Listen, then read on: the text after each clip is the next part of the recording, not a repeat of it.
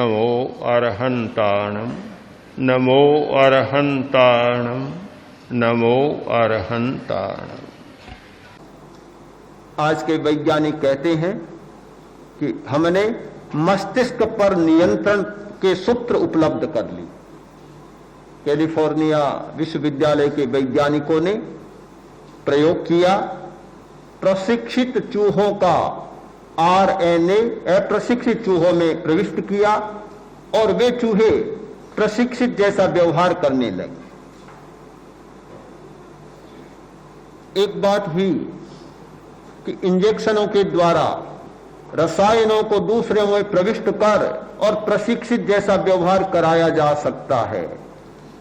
सैकड़ों प्रयोग चल रहे हैं और मस्तिष्क पर नियंत्रण पाने की काफी सूत्र आज वैज्ञानिक को उपलब्ध हो गए हैं, किंतु साथ साथ में बार बार एक बात को दोहरा रहे हैं कि हम इन मस्तिष्क नियंत्रण के सूत्रों का दुरुपयोग नहीं करेंगे। कहते तो हैं पर भरोसा नहीं किया जा सकता कि नहीं करेंगे। आज बड़ा खतरा पैदा हो गया। एक वैज्ञानिक अपनी प्रयोगशाला में बैठा है और इस प्रकार दूर बैठा बैठा नियंत्रित कर सकता है कि चाहे जिस व्यक्ति से चाहे वह बात कहलवा सकता है। एक प्रकार का रसायन का प्रयोग किया, एक चीज प्रविष्ट की और वह जो नहीं कहने की बात भी कह देगा, वह जो चाहेगा वही बात कह देगा। इतना नियंत्रण आज हो गया कि आदमी का व्यक्तित्व भी जैसे समाप्त होता जा रहा है और स्वतंत्र चेतना को खतरा पैदा होता जा रहा है। इसीलिए उन्हें बार बार ये बात दोहरानी पड़ती है कि हम इसका दुरुपयोग नहीं करेंगे, अनिष्ट प्रयोग नहीं करेंगे। मुझे नहीं पता कि जहां मूर्छा काम कर रही है, जहां मोह काम कर रहा है, वहां दुरुपयोग नहीं होगा, इसकी क्या गारंटी है। पर हम बात छोड़ दें, यह तो विश्व की नियति पर है कि जगत की नियति में जो घटनाएं घटित होने वाली हैं वे होंगी। पर हम व्यक्ति के स्तर पर विचार करें तो यह निश्चित है कि एकाग्रता की शक्ति का वह व्यक्ति कभी दुरुपयोग नहीं करेगा जिसने ध्यान के द्वारा अपने चित्त को निर्मल बना लिया, पवित्र बना लिया। वह अच्छे काम में उपयोग करेगा, भलाई के लिए करेगा, दूसरे के और अपने हित में प्रयोग करेगा, अहित में कोई प्रयोग न करेगा। तो हम एकाग्रता की शक्ति, उसका प्रयोग, उसके विकास की प्रक्रिया और उसके परिणाम, इन सारी स्थितियों पर विचार कर और ध्यान का सही मूल्यांकन बात है। ये तो ठीक है कि लक्ष्य की प्राप्ति के लिए क्षमता का विकास चाहिए और मैं ये कहना चाहता हूं कि क्षमता के विकास के लिए एकाग्रता चाहिए। एकाग्रता उसी का एक साधन है कि क्षमता का विकास और दक्षता का विकास, ये दो विकास हमें चाहिए। कि पहले यदि क्षमता नहीं है कोई कार्य नहीं होगा, क्षमता है और दक्षता नहीं आई तो भी कार्य अच्छा नहीं होगा। तो एक क्षमता और दक्षता, इन दोनों को विकसित करने के पहले चाहिए एकाग्रता।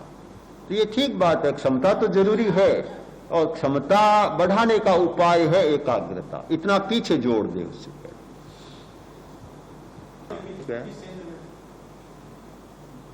व्यग्रता का अर्थ होता है यानी अग्र शब्द, अग्र का अर्थ है आलंबन। आलंबन, अनेक आलंबन पर चित्त टिकना है व्यग्रता। यानी एक आलंबन पर नहीं टिकता, दौड़ता रहता है, दौड़ता रहता है।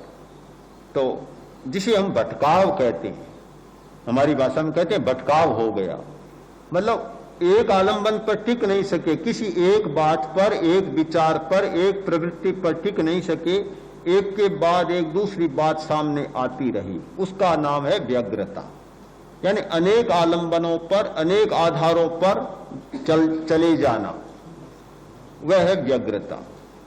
और जब अग्र यानी आलंबन एक हो जाता है तब एक हो गया। जैसे आप समझें कि बंदर है, बंदर एक पेड़ पर बैठा है, एक से दूसरे पर, दूसरे से तीसरे पर कूदता फांदता चला गया, यह व्यग्रता है। व्यग्रता का ही दूसरा नाम चंचलता हो जाता है। चंचलता की सही व्याख्या व्यग्रता शब्द के द्वारा होती है।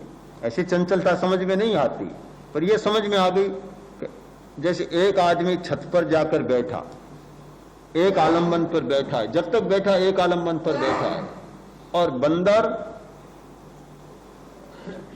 50 पेड़ों पर चला गया, यह व्यग्रता हो गई। और वह भी टिककर बैठ जाए तो एकाग्रता हो सकती है, पर हमारे संस्कृत के साहित्यकारों ने तो यह लिखा है कि बंदर स्थिर होकर बैठे तो भी वह कफी चापलम, समझ लो कि यह बंदर की यह भी चंचलता का एक प्रकार है।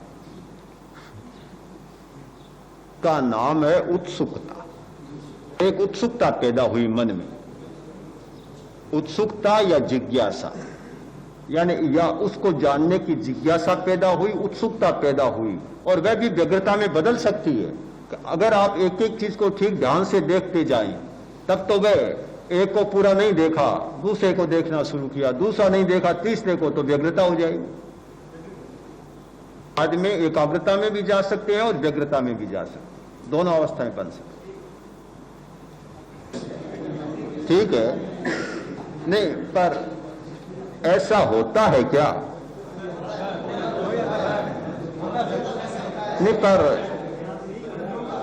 नहीं पर यह तो विचित्र बात है। हाँ, शांत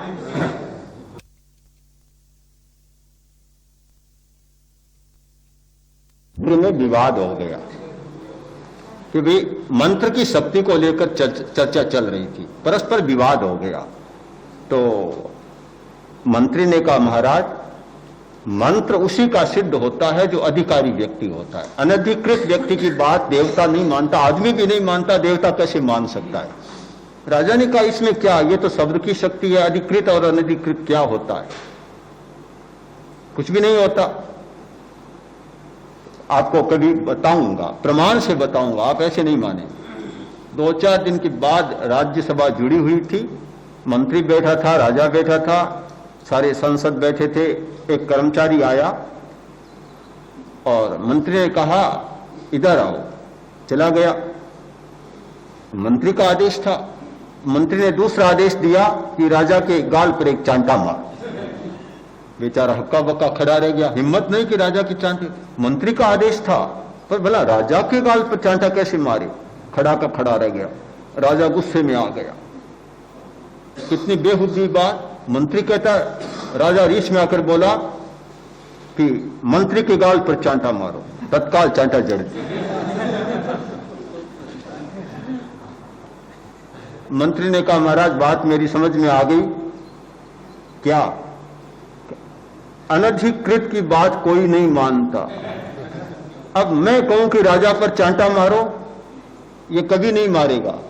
आप सबसे ज्यादा अधिकृत हैं, आपने कहा कि मंत्री के गाल पर चांटा मारो, इसने चांटा जड़ दिया। तो आखिर निर्णय वही करना होता है कि जो अंतिम आदेश, जो सबसे ज्यादा अधिकृत होता है, उसका बस पालना होता है, और बाकी रे सारी बीच में झिल जाते हैं।